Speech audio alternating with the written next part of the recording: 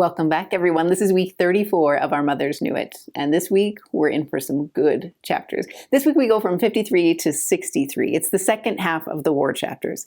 But I got to tell you, I've been looking forward to this week's study, well, all the way since December of last year. So beginning around November, December, I knew the course needed to change names. It used to be called Creative Come Follow Me. Going into 2024, we wanted to make it more public, make the object lessons more usable and available, and we thought it maybe needed a new refresh. There are also some boundaries that we were trying to work within, and we were talking about ideas, and I can still remember sitting on my mom's couch in her mission apartment, and we were talking about names, and she's the one that came up with the name Our Mothers Knew It. And at the time, it didn't settle on me perfectly. I liked it, but I was like, I don't know, is that too clunky to say? And it wasn't until I got back home after visiting their mission in New York that I started to study this story again. Back in December last year, I started studying the story of the stripling warriors, and all of a sudden things settled into my heart. And I was like, yeah, that's the right name. That's what this course is all about. What these mothers and fathers accomplish is remarkable. And it's exactly the work that we've all been called to today. So I've been looking forward to this week, you guys. This is a week of reclaiming ground. So like we talked about last week, in our first half of the war chapters, you saw Nephite lands get conquered by Lamanites. Moroni had built up fortifications, they'd made them strong, and the Lamanites found their way in thanks to a lot of insurrection that happens with the kingmen. And so now he's starting to reclaim ground, but it is a rocky road, which frankly, I feel like all of our efforts to spiritually reclaim ground are also rocky roads. You know, like whether it's a son or a daughter that you're trying to reclaim for the Lord, or just parts of your testimony that were once strong and you're trying to get them back again. It's a hard trajectory. And what I love about this week's study is it's not a steady trajectory. You're going to see Moroni and others reclaim some space, and then it gets taken over by the Lamanites again, and then they've got to work again and try to reclaim space. And it's this back and forth, but the overall trajectory is getting people back to the beginning, getting people back home. And there's all kinds of plan of salvation lenses we can put on to look at it, and it's powerful to study. You're also going to see incredible moments of poise, where Christ-like poise comes to the surface in these incredible people, not just the war heroes, but the people who are learning from them, the prophets, even just the everyday families that have to fight out their way out of a city. Like, you're going to see these moments of poise that will just blow you away. You're also going to see where to turn for when reinforcements don't come. I think all of us have been in those spots where you struggle, you're hoping to regain ground, and you're hoping for certain blessings to come. And when they don't, where do you go next? And you'll find answers in this week's study. I promise. It is riveting and so rich. Grab your scriptures, grab your notes. You guys, it's time to get started.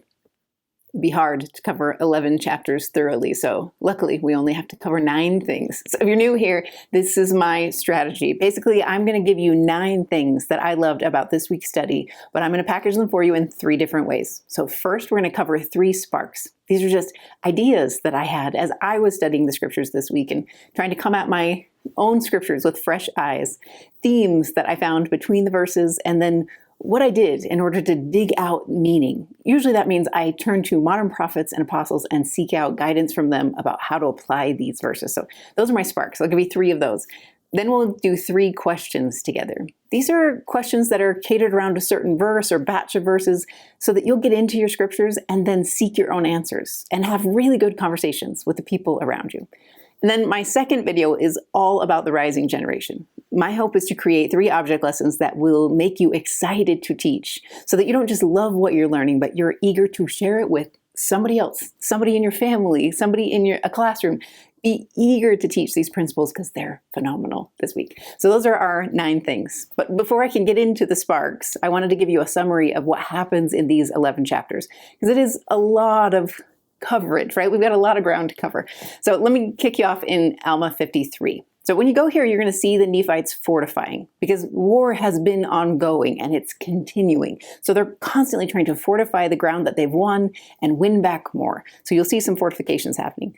53 is also your first introduction to the stripling warriors. So this is when you hear kind of woven into the narrative that statement about the children of Ammon and how they've buried their weapons, they've made this covenant, and they don't want to unearth them. But the problem they're having is there are Nephites who are dying for them. They can't pick up weapons. They're capable of going into battle, but they've made covenants and they consider picking up arms once again.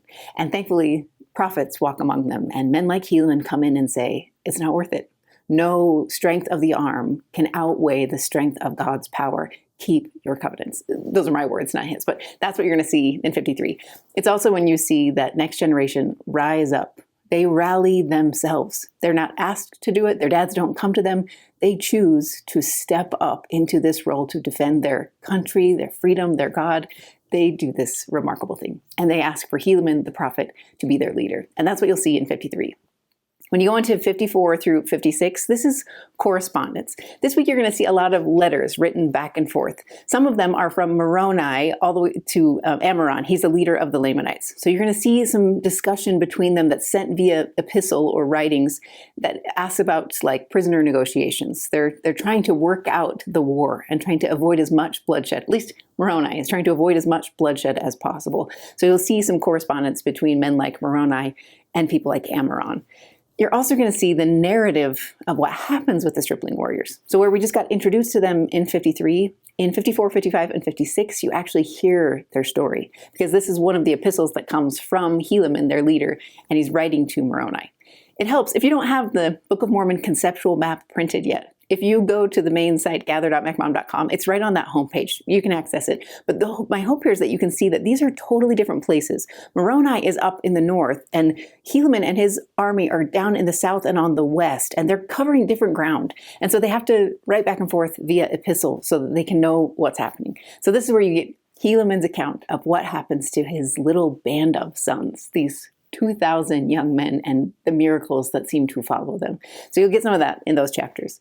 Then when you go 59 to 62, you hear more conversations, but this time it's between Moroni and Pahoran. Oh, you guys, these are good chapters. Because this is Moroni's, he's standing up for these sons and for all the other armies and even the civilians, because the government is not sending reinforcements. And so you hear Moroni write a chapter to Pahoran, basically, where he demands they step up. He needs the government to do its job and provide soldiers and supplies for the people and to help this battle go forward. And he makes some bold stands. And then Pahoran, in response, writes back to inform Moroni that the whole reason he's not sending things is because of this insurrection that's happened with the kingmen. And you have this incredibly compassionate response that we'll go into in the object lessons. I love those chapters. Then the last one, 63. This is kind of a what happens after the war sort of chapter. As things now are in a time of peace, there's a little bit of prosperity. There's people are choosing good again, and they're growing and thriving. And then you've got this weird exodus that happens at the very end of the book of Alma, where a bunch of people follow a man named Hagoth, and they go north. And we don't know anything that happens after that. He seems to come back for a new group of people, takes them on a ship, and then they're never heard from more. So there's all kinds of urban legends and theories about what happened to these people who went north, but we don't have any of the details. We just have that little moment of intrigue at the end of 63. This first spark I call endowed from on high, because I see all kinds of temple themes in the story of the stripling warriors. But let me back up just a little bit. I think one of the things that draws our hearts to these chapters is because these are stories of covenants. These are people who choose to make and keep covenants, and then you get to see the power and capacity of God flow into their lives. That's what I think pulls our hearts into these verses, is because you can see these promises, they're right at the surface, and then you can see the struggles and the trials, and you can see the deliverance that comes. It's this beautiful narrative. And I think you see it all over the place. You see it with these fathers first. I see in these fathers essentially an Abrahamic test. In my mind, whenever I hear the word covenant, I try to think Abrahamic covenant, because it helps expand what is being asked. When you think of a covenant, there are big things being asked. A lot is going to be required of you to put on the altar, and it will test you. It will pull you and change you, just like it did for Abraham to be able to put his own son on an altar. This is a Abrahamic level test. The reason I apply that to these dads is because look what they put on the altar. They buried their weapons 13 years ago. I don't think they had any idea that that meant their sons would need to fight in their place in the future. But that's exactly what they've done, right? Because they choose in this moment to keep their covenants and not pick up arms. Their sons rise up. They have to watch their sons go off into battle in their place. And I can't imagine how hard that would have been. It's an Abrahamic test. And I think you see it with the mothers as well. I love that they're so integrated into this story, because you have to think their hearts are just breaking. We don't know with Sarah how much she knew about Abraham when he left to go up Mount Moriah. I don't know how much she knew, but this story makes it really clear that these mothers and fathers both knew the risks, and they both kept those covenants. I think their story is astounding to some degree, and I love that you see it. I also think the story of the sons is a story about covenants. These are, will you make promises to God, even at great cost, and trust that God will keep his promises to you? To me, the story of the stripling warriors is all about what happens in the temple. It's about the endowment. I have to tell you, I got help in this area. I was listening to a podcast early in the week, just as I started to study. It was from the BYU president of BYUI, President Meredith, I think is his name. And he threw out this sentence. I didn't even, he didn't elaborate, but he was like, you can see the endowment covenants in the story of the stripling warriors. And I was like, what? Anyway, and so then, since I'd done all those lessons with the YSAs about the endowment and about those 5 big covenants that you make and the promised blessings and all those things, I started diving into the verses to see what I could find. And you guys, it's everywhere. At least if that's what you're looking for, you can see it everywhere. So let me give you a few examples that I found in this week's study. So when you begin, their story is introduced in 53, the stripling warriors, but it's also continued from 56 to 58. So we're going to kind of bounce around a little bit. But this is where Helaman understands the risks, and he's afraid for these fathers who are going to pick up arms, and he's saying, I don't want you to lose your souls. And then this is what happens. This is 53:16. Listen to this phrase. Behold, it came to pass that they had many sons who had not entered into a covenant that they would not take their weapons of war to defend themselves against their enemies.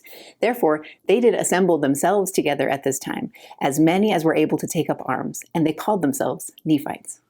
This is the beginning of being endowed with power. They accept a new name. This is a big deal, right? 13 years ago, or a little more, when their parents converted to the church, they weren't called Nephites. Remember, we had a question about this in one of our lessons, why is it that they would choose to be called the people of Ammon? I just think this is where we see a progression, right? Now all of a sudden, these sons, who are Lamanites by birth, have decided to be Nephites, and they take on this name. And then it gets even better. So this is where they make promises of obedience. That's all throughout the chapters, but let me just show you one spot. 17. And they entered into a covenant to fight for the liberty of the Nephites, yea, to protect the land unto the laying down of their lives. Yea, even they covenanted that they would never give up their liberty, but they would fight in all cases to protect the Nephites and themselves from bondage. They also choose Helaman, a prophet, not a military general, to be their leader. To me, this is a covenant of obedience. They are promising that they will be obedient and hoping and trusting in the goodness of God that will flow their way. This is a big departure from how they've been raised. Remember, these are kids who never would have grown up with Nerf guns or wooden swords, right? If your parents buried weapons when they joined the church, I don't think they'd be putting those in your hands as toys. These are people who have no experience with weaponry or warfare, and they've probably been taught to be pacifists their entire life. So this choice to make a big commitment to obey, no matter what comes next, and to follow this prophet, no matter what comes next, is a big one. The next one, they make promises of sacrifice.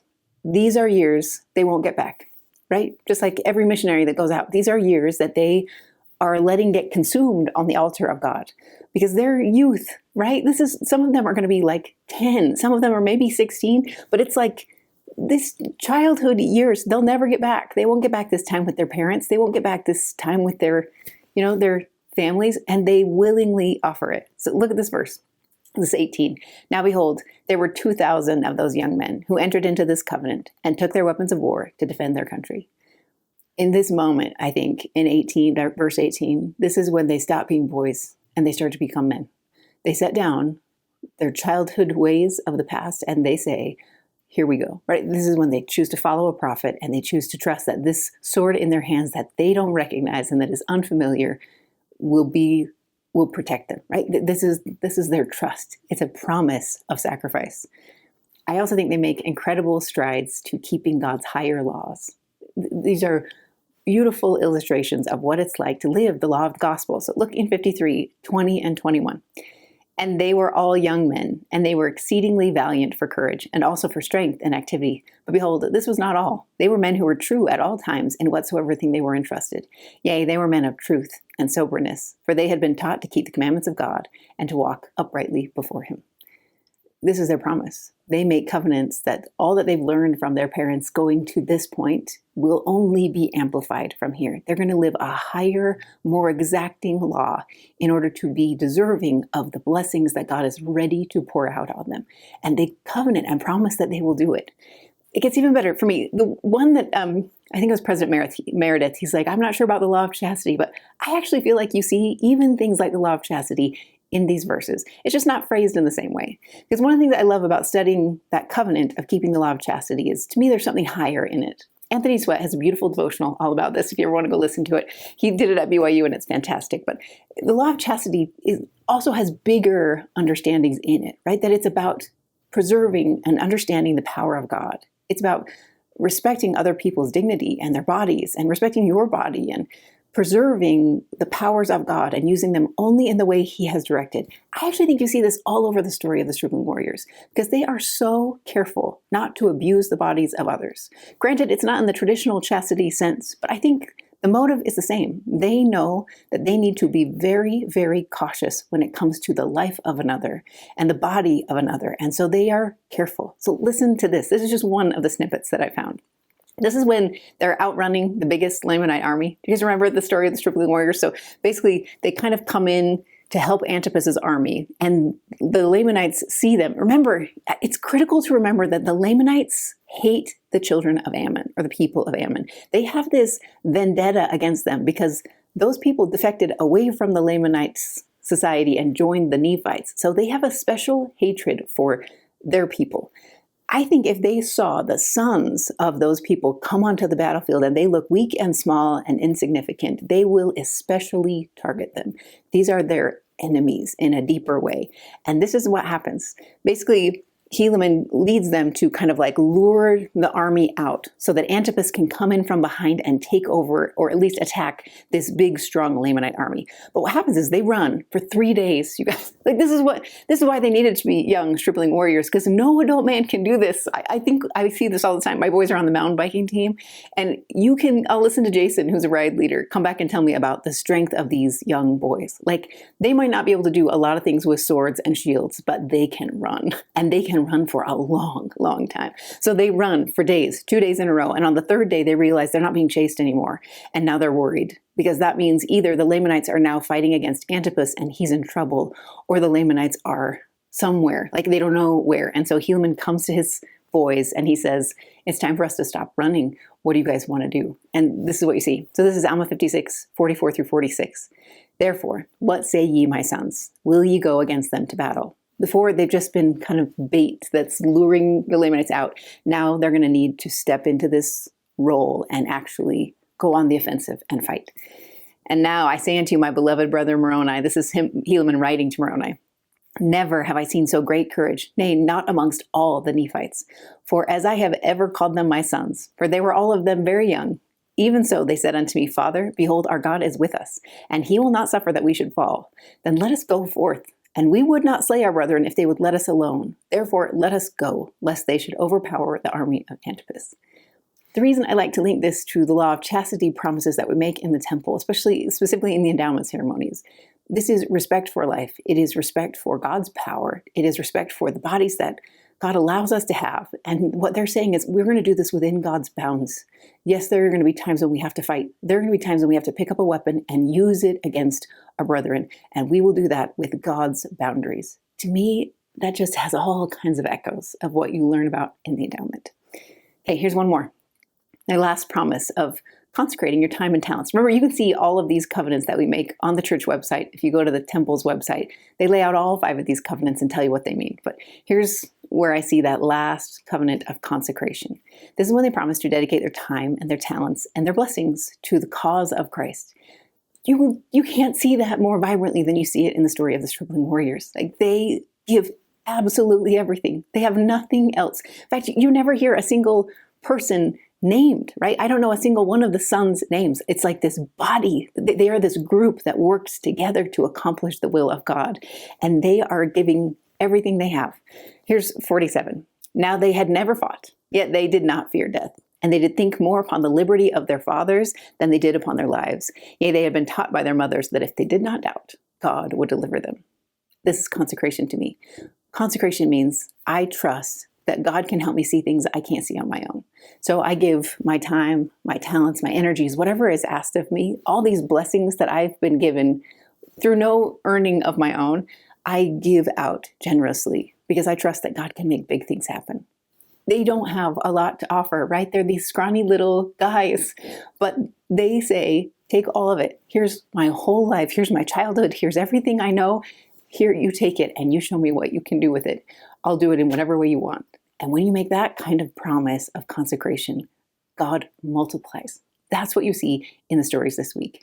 These young boys are multiplied and they fight like lions, and people can't believe what they accomplish. When they get back to that battle with Antipus, Antipus's army is losing, and these young boys fight against this powerful Lamanite army and they conquer to the point that the Lamanites surrender. And that is a remarkable thing. And you know it's remarkable because men like Moroni and Antipus marvel at it. This to me is what the endowment is all about. The endowment ceremony and the covenants you make there, they're all about you becoming empowered through God. You are going to put some things on the altar. It's part of the reason I love that there is an altar in an endowment room. So if you look at on the church website or any, like open house, you'll see this lovely, beautiful altar at the front of the endowment room. In my brain, when I sit in an endowment session, I try to picture what he's asking me to put on it and what's going to get consumed in that process and what happens because of it. What power and capacity am I given because I choose to make and keep those covenants? Because that's what you see in this story. You guys, it is not pain-free. It is not, they don't avoid adversity. They face adversity and they are given the power to transcend it in just remarkable ways. So here's kind of towards the end of their story. This is Alma 57, 26 and 27. Actually, sorry, let me start with 25. And it came to pass that there were 200 out of my 2,060, their numbers grow a little bit over the course of a couple years, who had fainted because of the loss of blood. Nevertheless, according to the goodness of God, and to our great astonishment, also to the joy of the whole army, there was not one soul of them who did perish. Yea, and neither was there one soul among them who had not received many wounds. To make these promises to God, these covenants with God, you're going to have to put some big things on the altar. It will cause some wounds to put those big things on the altar. But the promises, power and capacity flow out. And they don't just bless you, they bless everybody around you. That's what you see in these stories because the Nephite forces are reinvigorated by the miracles that are happening in front of them. This is 26. And now their preservation was astonishing to our whole army. Yea, they should be spared, that they should be spared while there was 1,000 of our brethren who were slain. And we do justly ascribe it to the miraculous power of God, because of their exceeding faith in that which they had been taught to believe, that there was a just God, and whosoever did not doubt, they should be preserved by his marvelous power. That's the promise. That's the promise we receive when we make and keep covenants with God in the temple. We are promised power and capacity to do whatever is needed in our life. Not to do it without obstacle, but to do it with his help and his multiplying power. This is from that site all about the temple endowment, from the church website about temples. It's called What is the Temple Endowment? That's the name of this page. This is the quote on it. All covenants with God are intended to be binding. When you keep your covenants and repent of your imperfections, your relationship with him is strengthened and he will bless you more fully. Your relationship with the Savior also becomes closer and more meaningful. Covenant keepers gain greater access to the power of God and to lasting love, peace, comfort, and joy. God promises that those who will keep their covenants will have the opportunity to return and live with him forever. That's what the endowment ceremony is all about. That promise and what it offers you. When you think about an Abrahamic covenant, in my mind, there are big things that are placed on the altar, but the promise is stars, right? The promise is endless in its nature. And so it is worth it. It is worth it to trust in the goodness of God and to trust that he's a just God. This is how their story ends. This is verse 27 of chapter 57. Now this was the faith of those whom I have spoken. They are young and their minds are firm, and they do put their trust in God continually. They turn to the Lord. They know who they are. Like Nephi, they know in whom they have trusted, and they have a settled stance. They are still small. They are still young, but they have shifted from being little sons to being mighty men of God, all through this process of making and keeping covenants. In my mind, this is all about being endowed from on high. Spark number 2, I call Songs of a Mother, because I love these women. I just really admire what they've been able to accomplish. Because when their sons get into an intense battle, they somehow are able to pull out their mother's testimony out of their heart and hand it to Helaman. They essentially say, like, we don't doubt, even if they themselves don't understand fully, they have no doubt that their mothers knew. And that gives them the confidence they need. And I envy that, frankly. Like, I look at what they've accomplished and I am just amazed, and I want it. I want that kind of tethered testimony for my kids. And so I found myself scouring these chapters to understand more about what they taught and how they taught it. And that's what the spark is all about. Basically, you see this come to the surface in this moment of decision. So just like we talked about in the last spark, that moment when they've been outrunning the Lamanite army for a couple days, and now they've noticed they're not being chased anymore, and Helaman turns to them and says, do you want to head into the storm? Remember, if they head into the Lamanite storm, they're going to be facing swords and shields and weapons and big, strong men. And so Helaman wants them to make this decision of their own accord. And this is when they say that beautiful phrase. We read it once, but let me read it again. This is 56:47. Now they had never fought, yet they did not fear death. And they did think more upon the liberty of their fathers than they did upon their lives. Yea, they had been taught by their mothers that if they did not doubt, God would deliver them. And they rehearsed unto me the words of their mothers, saying, we do not doubt, our mothers knew it. Here's what I think is so cool about this phrasing. That word rehearsed to me is what sparks every time I read it. In my mind, this is something they say in unison. How else could 2,000 men, young men, little boys and men, say essentially the same thing at the same time to Helaman on this, pinnacle part of the battlefield? Like, how does this happen? And in my mind, it's a chant, or maybe even a song. Because I started to think about who these mothers are. Remember, these are Lamanite converts. They've only been members of this church for 13 years, some maybe 14 or 15 years, but they are young in their understanding. I bet they have very limited access to scripture or to, study. They're probably not even literate. How is it that they can find a way to get this truth planted into the hearts of their children? And then I thought, if you wanted somebody to rehearse back to you gospel doctrine and you can't write it and you can't read it, how would you do it? You do it song. I see mothers do this all the time, right? I think our church's primary program is built around this concept that parents can teach the core doctrines of the gospel in song. And so then I started to kind of play around with what this scene looks like. Again, these are just my theories, but it seems to me that if these young men can rehearse unto Helaman the words of their mothers, they probably sang. Maybe chanted, like we do with the young women's theme or the Aaronic priesthood theme. But imagine what it would be like to be Helaman on that spot, right? Where you're so afraid for these boys and you're accountable for these boys and you're the one that's going to have to go back and tell their mothers if they get killed in battlefield. Like, that's a terrifying spot to be in. And when he asks them what they want to do, they sing back in a unified chorus about the testimonies that they have of God and that God will deliver them. Whether it's a chant or a song, like that would flood that space with the Spirit. And then Helaman would have the confidence to turn and lead them into the bloodiest battle that they've seen so far. Like, there is something really powerful about the songs of a mother, the words of a mother.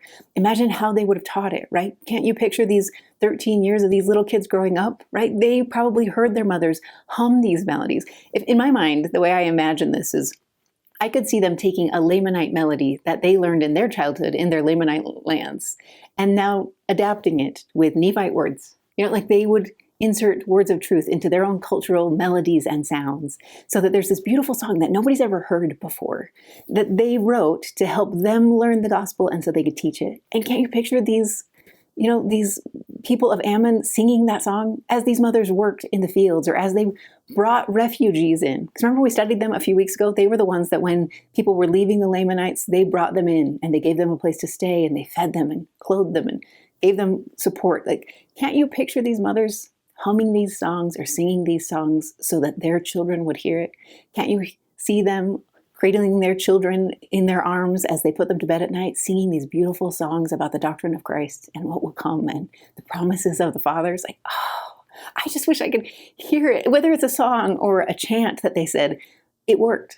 These mothers were able to get their testimony packaged and placed into their children's hearts so that when they needed it, it was right there.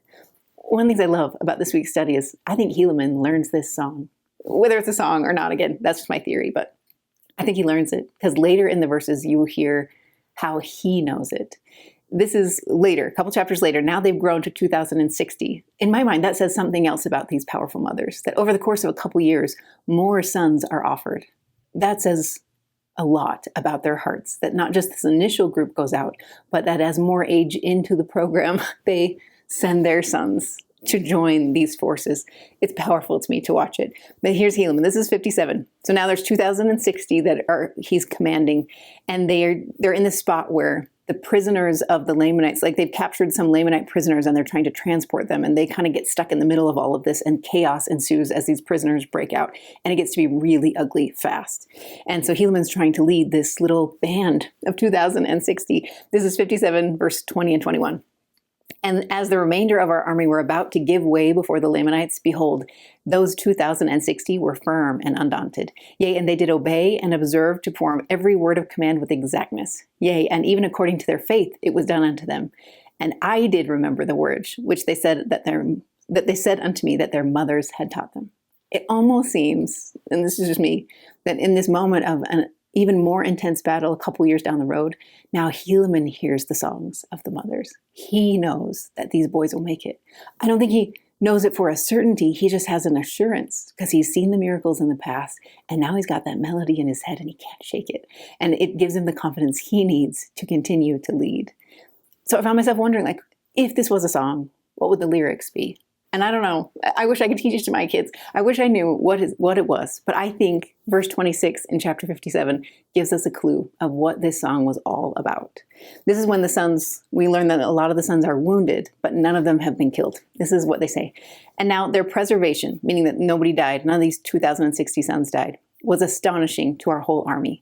Yea, that they should be spared, while there were 1,000 of our brethren who were slain. And we do justly ascribe it to the miraculous power of God, because of their exceeding faith in that which they had been taught to believe, that there was a just God, and that whosoever did not doubt, that they should be preserved by his marvelous power. That's, to me, the three parts of this beautiful Lamanite song. This song of a converted Lamanite who now is, a Nephite, or at least a person who calls herself of the people of Ammon. What would she sing? She would sing a song that teaches about the nature of God. What is his character? He is a just God. To me, just means it will work out. It doesn't mean God will always give you what you want. It doesn't mean God will always do what is expected. It means he is just. He is good. He loves you and has always loved you. That's what a just God is. That's the first piece. The second piece is that some things are going to be asked of you if you do not doubt. That's the part of the song that reminds the kids that they have to take some action. They're going to make sacrifices. They're going to have to choose to trust and put that trust to the test. If they do not doubt, second part of the song. Third part of the song is they will be delivered. That's a promise. You'll be delivered if you do these things. If you believe in a just God who is good, who loves you, and you do what he asks and you keep his commandments, you will find deliverance. Take that pattern, you guys, and apply it to any primary song. Apply it to the young women theme or the young men theme, and you'll see sparks everywhere. At least I did. I mean, look at what this is. That first idea of God loves you. He's always loved you, and you can trust him.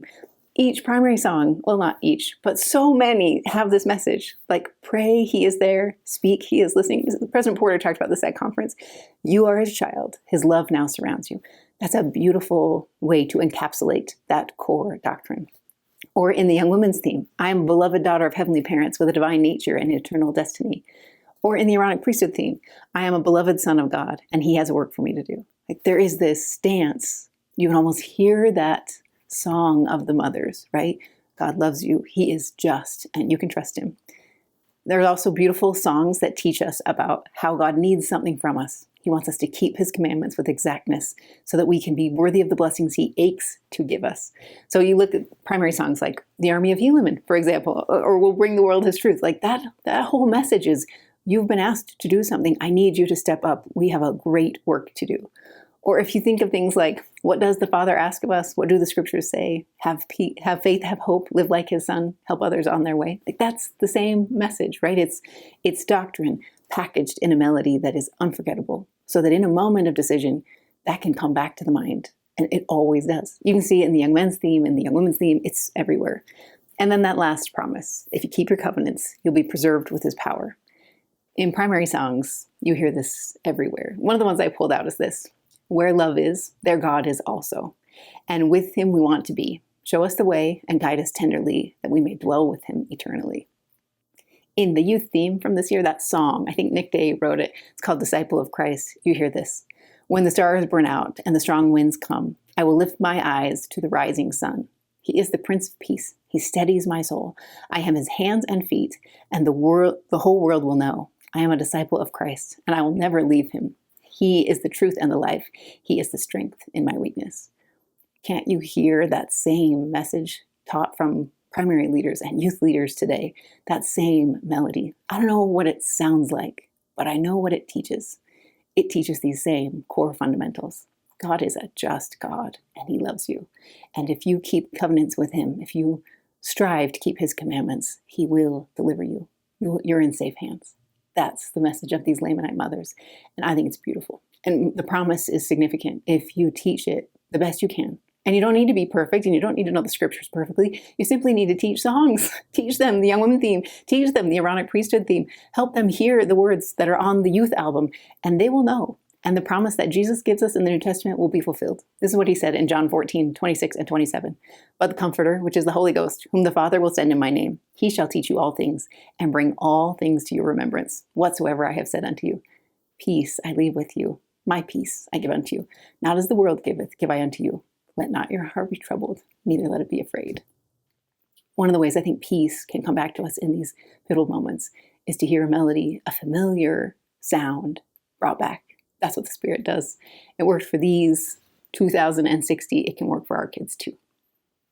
Spark number 3, I call MacGyver moments, because I love Helaman's reactions to really hard things. It's easy to tell the story of the Stripling Warriors and talk about how they all made it out great, they all survived, and that's all true. But there are some really hard moments that happen in the middle where things would have been pushed to the limits, right? These are Abrahamic tests that they're dealing with, and one of them happens around chapter 58, because they're essentially in a battle. This is when they've grown, their force size is now 2,060, and they're in a spot where they're starving because they don't have enough food and they don't have reinforcements, and they don't realize at the time that there's an insurrection happening in the capital city of Zarahemla, so nobody's sending them back up. And first, Helaman goes through the normal motions you would go through to hope for deliverance that would come through the army. So in verse 4 of 58, this is when you see him write a letter to the government to say, hey, don't forget about us. We need food. We need backup. We need help.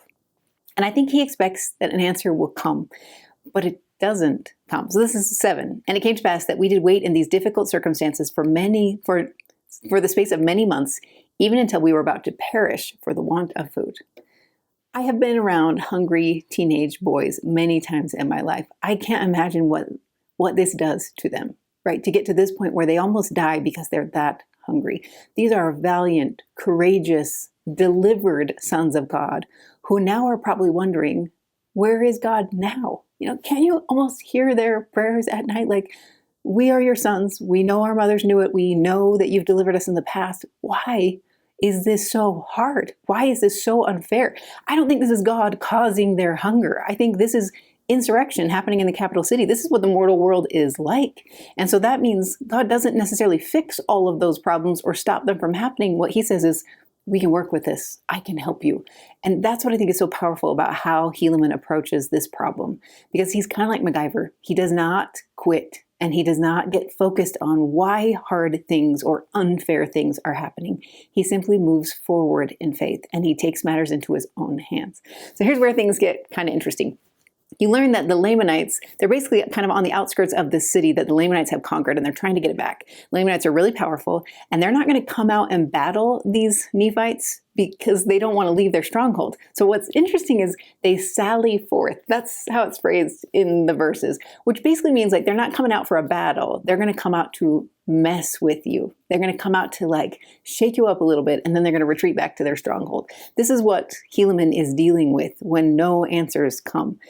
Interestingly, reinforcements finally do come, but when they come, they're so much smaller than Helaman hoped for. In fact, it's like not enough. And then that I think would make him even more frustrated, because it seems like this is all that's coming. I think before the reinforcements come, there's hope that real deliverance is going to be sent from Zarahemla, and they're going to have the help they need. Once the package arrives and it's only 2,000 men and a little bit of food, Helaman's like, wait, that was it? That's all we're getting? So this is what happens. This is verse 8. But it came to pass that we did receive food, which was guarded to us by an army of 2,000 men to our assistance. And this is all the assistance we did receive, to defend ourselves and our country from falling into the hands of our enemies, yea, to contend with an enemy that was innumerable. Helaman doesn't understand why, but he doesn't get stuck in the why. This is 9. And now the cause of these our embarrassments, or the cause of why they didn't send more strength unto us, we know not. Therefore we grieved, and we also filled with fear, lest by any means the judgments of God should come upon our land to overthrow and our utter destruction. Like, they are not undaunted, they're afraid in these moments, because the relief that came is insufficient, wildly insufficient. And this is when he turns to his MacGyver-like tendencies. You guys, I think this is what you do when life is unfair. Life is often unfair, but the promise is, even when that unfairness comes in these moments. So here's how I play this out in my mind. Have you ever had those moments where, as a parent, your kid loses something, like their lunchbox or their shoes or whatever, and they come to you and they say, Mom, I can't find my whatever. And of course, your guidance is, oh, have you prayed or you thought about praying? And then you have this moment of panic as a parent because your kid is going to go pray. And you've had enough experiences with the Spirit to know that God doesn't always answer prayers quickly. In fact, his prayers are often an answer that you didn't even want. And so you have this moment of panic, right? Where you've had unanswered prayers. And I swear in those moments when my kids lose things, my prayers that happen are so much more urgent because I'm like, Heavenly Father, they've got some faith in you and they're turning to you. Please, please don't make this a teaching experience. Like, please just give them the lunchbox. Like, I find myself just pleading with the Lord. And I can see Helaman in that spot where he wants their belief in their mother's testimonies, this belief that they will be preserved and delivered, to be true always. But he knows that God thinks differently, and I can picture his prayers. Remember, he talks about these boys as his sons. He feels responsible for these sons, and so I can hear his dad prayer as his sons are praying. And this is what he does. What's powerful to me is Helaman in this moment, when they've been praying to God all this time. I mean, these are righteous men of God. They've been praying for deliverance all this time. And when deliverance comes from the government, it's insufficient. And what do they do in that critical moment? They don't say, well, God has set us aside. Let's come up with our own ideas. What they do is they turn back to God. They pray more earnestly. I think we heard about this in conference, right? This idea of praying more earnestly. So they turn to God in a more desperate plea. When Helaman's in a spot where he feels like the answers didn't come from God, he doesn't turn away from God. He turns back to him. This is how it sounds in verse 10 and 11. Therefore, we did pour out our souls in prayer to God, that he would strengthen us and deliver us out of the hands of our enemies. Yea, and also give us strength that we might retain our cities and our lands and our possessions for the support of our people. Yea, and it came to pass that the Lord God did visit us with assurances, that he would deliver us. Yea, insomuch that he did speak peace to our souls, and he did grant unto us faith, and he did cause that we should hope for deliverance in him. Deliverance isn't going to come from the government. It isn't going to come from any outside source. It's going to come from the Lord. That's the promise, the assurance that they get in this moment. What I love about this is I feel like this is where they stop being acted upon and they begin to act. In the preceding verses, you hear them feel like they are victims, right? They don't have enough food. They don't have the support they need. They don't have the strength they need. And in this assurance, what God says is, I've got you, and this is going to be okay. And that changes their mindset to say, what are we sitting out of the city for? Like, why are we sitting here starving to death? Let's go forward. What we thought was a small force that couldn't possibly beat the Lamanites must be enough. It's the same feeling I got when we studied Nephi and we talked about the ore in the hills. Remember we talked about this idea of like when he needs to build a ship, he just naturally says to God, like, where's the ore that I can build tools? He assumes that there must be answers there. And that's what Helaman does in this moment. He pulls a MacGyver moment and he's like, we can do this. Where's the rubber bands and the paper clips? I can make this work. And so what they do is they create this cool strategy where they divide up the forces that they have into 3 big groups. And he and his 2,000 kind of like lure the Lamanites out of the city. And these 2 that have been hiding in the woods, like one goes back and conquers the city and another one fights from behind and they fight from the front. And they end up conquering not just this city, but that whole quarter of the land. This is what happens when you trust in the strength of God more than the strength of men. And when you don't get stuck in infuriating unfairness. if you let your mind focus in on why God didn't answer the way he wanted, or why these hard things happen to you when they don't seem to happen to anybody else, or how you don't deserve it because you've been just. Like, I've had those thoughts, you guys. I've had those feelings where I'm like, but I feel like I've earned blessings. Like, they're not good thoughts, but like you get this kind of indignance. And if you don't get stuck there, you can become like Helaman. If you set all that down and say, it doesn't matter if it's unfair, I'm going to turn to the Lord and I'm going to seek his deliverance. That's my hope. So this is what they do, 58:12. And we did take courage with our small force, which we had received. We were fixed with a determination to conquer our enemies and to maintain our lands and our possessions, our wives and our children, and the cause of our liberty. This confidence causes them to act. Thus we did go forth, this is 13, with all of our might against the Lamanites. Remember, they don't have much might. They just know they're going to be multiplied because God has given them assurance that they will be delivered.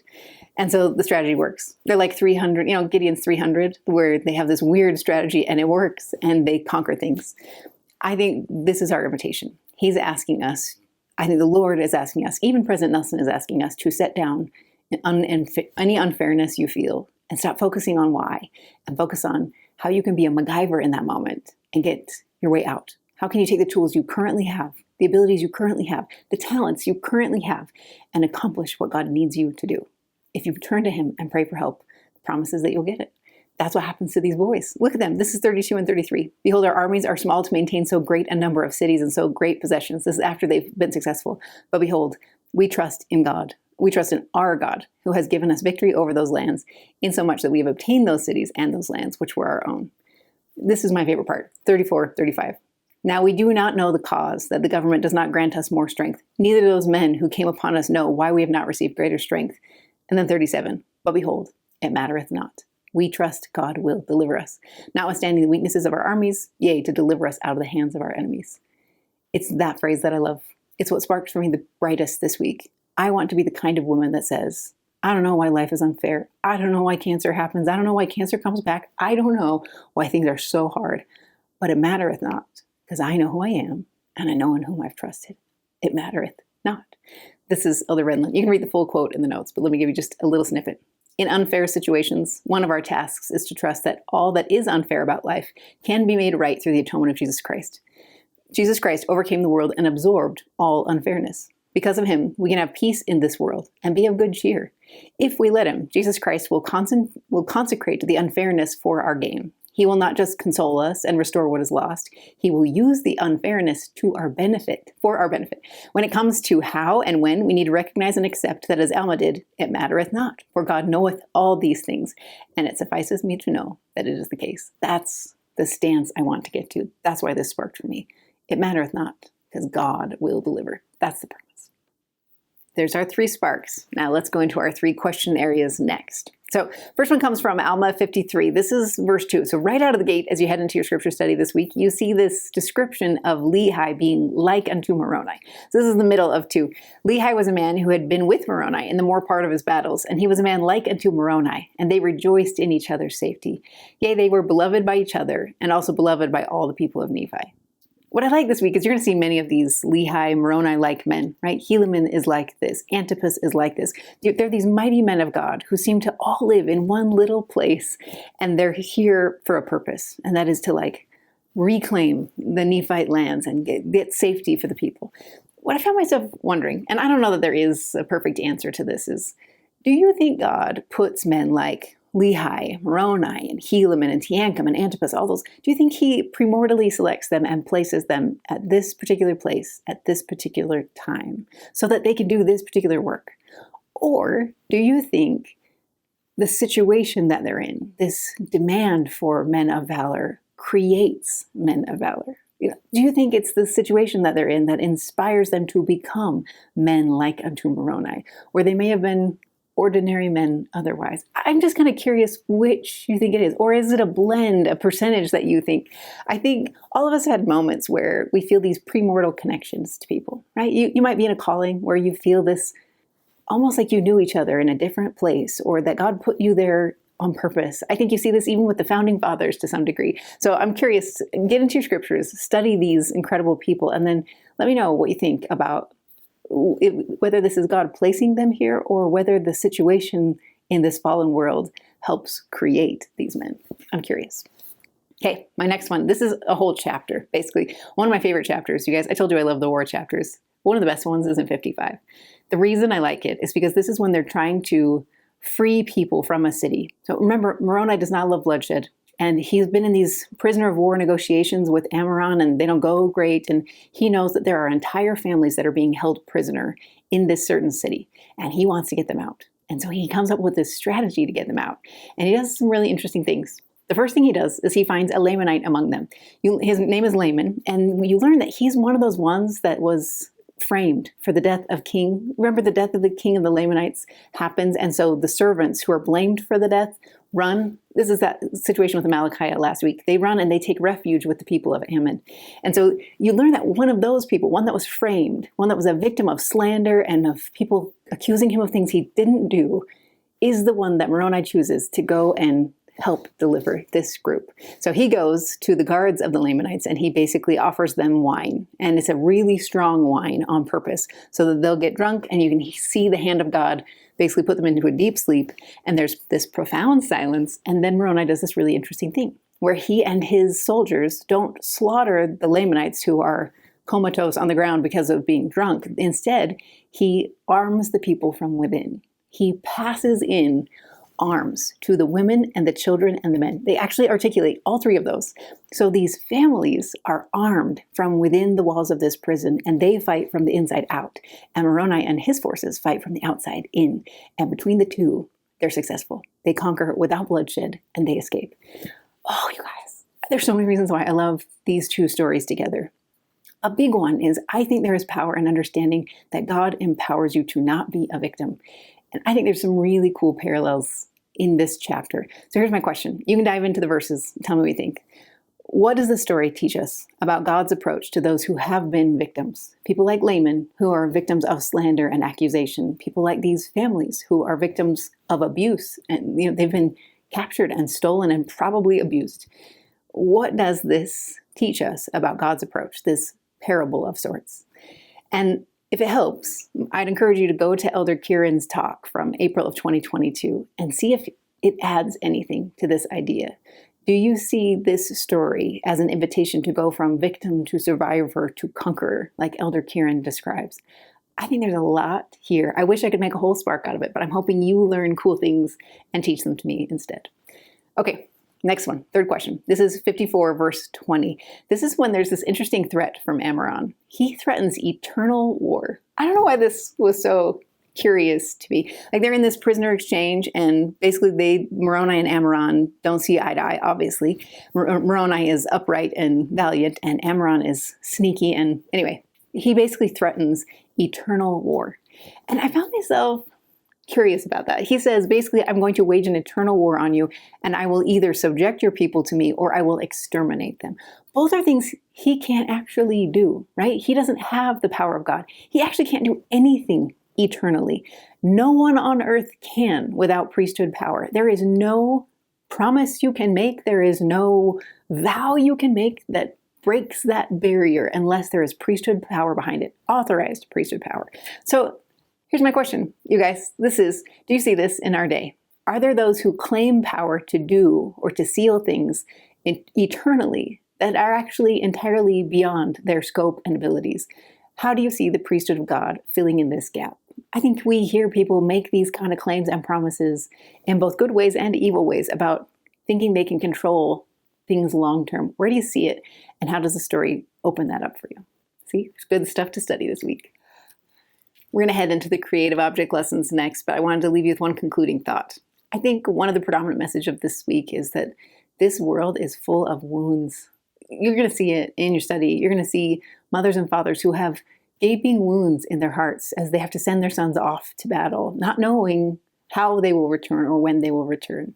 You see women and children who are stolen from their homes and abused and taken prisoner. You see fathers and brothers who are needlessly killed in battle because extra provisions weren't sent and they didn't have the supplies they needed.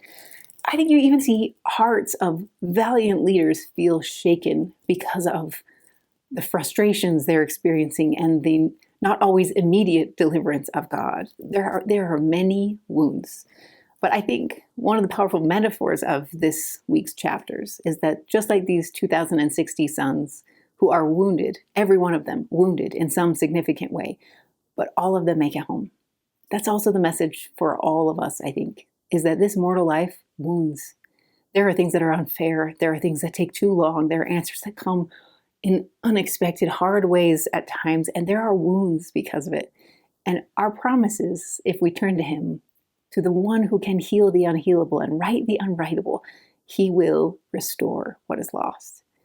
He will, not just at the end of this life, bring closure and wholeness, but throughout it. Don't you think these mothers and fathers who had these gaping wounds when their son went off to battle felt the love of God in the moment? Like, even if they couldn't feel it then as their sons left, in the intervening years, they must have felt some peace because they sent more sons to them. They must have felt like a river, this peace of God wrap around their hearts. I think you see it on the battlefield many times with Helaman and these sons, where they feel the peace and assurance of God wrap around them and give them the comfort they need to carry on in this battle. That's a promise. This is a world of wounds, but we also are in a world where we worship a Savior who heals all wounds, not just later, but now. That's why I love Elder Kieran's talk from conference. This was a couple years ago. He said this: "Your gentle Savior declared, the thief cometh not, but for to steal and to kill and to destroy. I am come that you might have life, and that you might have it more abundantly." You are a survivor. You can heal. You can trust that the power and grace of Jesus Christ will overcome and conquer. Jesus specializes in the seemingly impossible. He came here to make the impossible possible, the irredeemable redeemable, to heal the unhealable and to right the unrightable, to promise the unpromisable. And he's really good at it. In fact, he's perfect at it. You'll see that message over and over again in these chapters. I hope you open up the book and enjoy it for yourself.